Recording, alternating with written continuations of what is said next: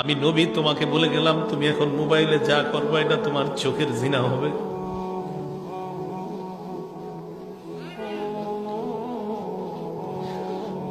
অনেক মানুষ প্রতিদিন এই গুনাহে লিপ্ত হয়, চোখের জিনা করে।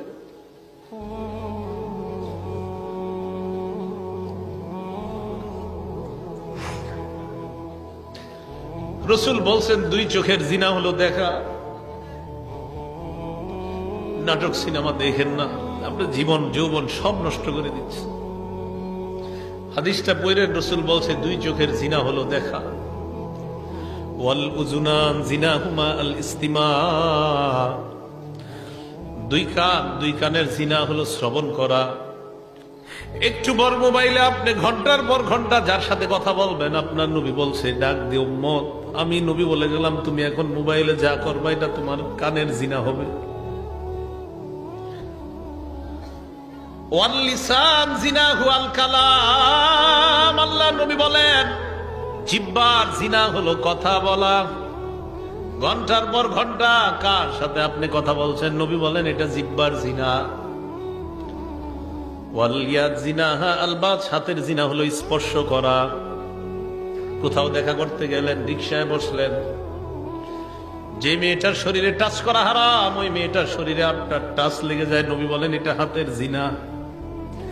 ওয়ার রিদ জিনাহা আল খুতা, পা দিয়ে কারোর সাথে আপনি দেখা করার জন্য রওনা করলেন, আল্লাহ নবী বলেন এই যে তুমি পাটা রাখলা এটা তোমার পায়ের জিনা শুরু হয়ে যায়। তো নবীজি বলেন আল আইনানি তাজনিয়ান, দুই চোখ জিনা করে, দুই চোখের জিনা হলো দেখা।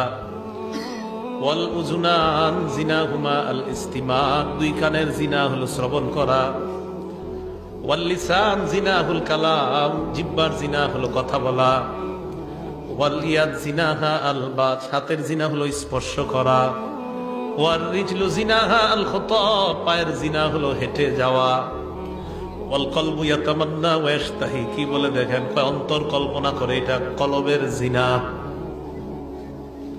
আপনি কল্পনা করছেন না জানি দেখতে কেমন, এটা কলবের জিনা। আপনার জীবনের অনেক দাম, আপনাদের জীবনের আমাদের জীবনটার অনেক দাম, আমাদের এই জীবনের অনেক দাম, এটা নষ্ট করে দিয়েন না। কিয়ামতের ময়দানে 5 প্রশ্ন করার আগে আপনার 2 পা নড়বে না। দ্বিতীয় প্রশ্নটাই হবে তুমি যৌবন কোন কাজে কাটাইছো। দ্বিতীয় প্রশ্নটা যৌবন কোন কাজে কাটাইছো।